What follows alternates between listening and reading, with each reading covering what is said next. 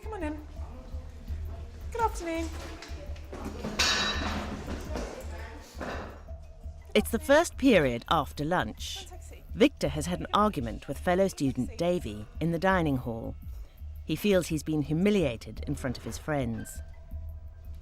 The teacher doesn't know about the incident.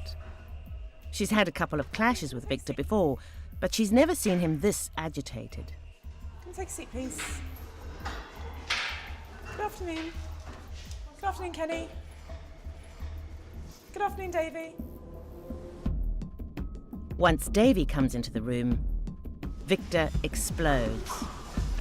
Smiling, yeah? I'll give you something to smile Victor, about. stop that! Get your stuff and get out! I've done enough, haven't you, Bram? Can't hold a bit of teasing, can you? Victor, stop that! Stop Why that! are you yelling at me? He started it. Hitting This. the child, moving my desk. Need I go on? He provoked me. I don't care. He wanted that I to don't happen. care. Get out! Did you see the face he's pulling Get at me? out! I don't This care. is continuation Get of out! violence. Did you see that face he's pulling at me? Get out! Get out! I'm not going anywhere. Get out! It's a really tricky one because it escalated very, very quickly, didn't it? So really my main question on this would be, what could she have done differently at that point? Once that incident had happened and there'd been that initial flash point, what should she have really done, I think? I think initially what she should have done was spoken to both boys. So it was clear to both boys that they needed to stop, because initially she spoke to Victor and didn't tell David that he couldn't stop his behaviour. And so he carried on his behaviour and his teasing and his comments. So I think initially speak to both of them, you know, she could have stepped in between them. I think that's, you know, a grey area. Again, you know, if you think about the relationships that that teacher has with those students, are they comfortable in doing that? Was there a kind of a threat, a real threat of kind of danger or health and safety for those students, of continued violence? Were there any kind of objects around to break up, so to create that barrier between the two boys? Her aim would be to separate the two boys. Maybe, Davy, you go sit over there. Victor, I'm leading you outside. So she has to assess what the dangers are to herself and the rest of the class, because the most important thing as the teacher is to provide a safe environment for everybody in the classroom, and it wasn't safe at that time, so yeah. It's really hard, I think, though, to do, isn't it, in a split second, make that judgment.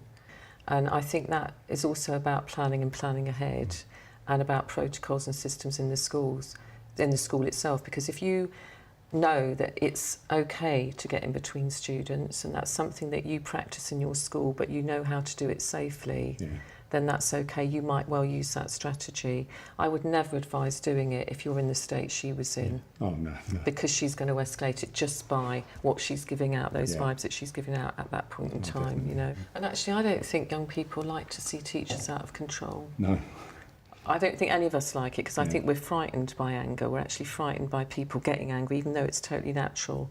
It's something that actually makes us feel hugely uncomfortable when you've got a teacher like that who is out of control, and it starts to bubble up because the behaviour is reflected, and they'll start mirroring that behaviour. But I would wonder there what she could have done at the very beginning, once she'd actually seen him, given that the rest of the class were coming in.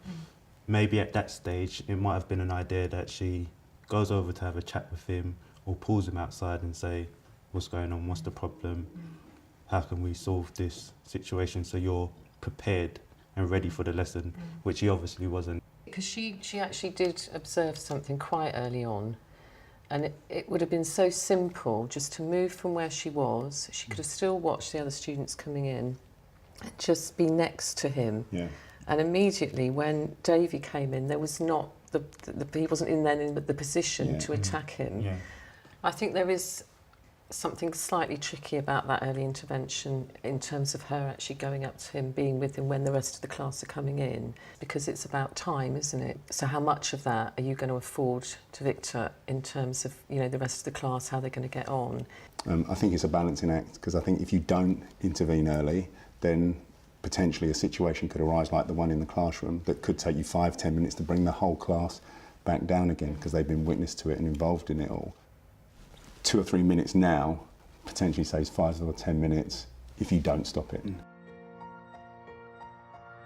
To handle this kind of behaviour in a classroom, keep your composure, maintaining a sense of control.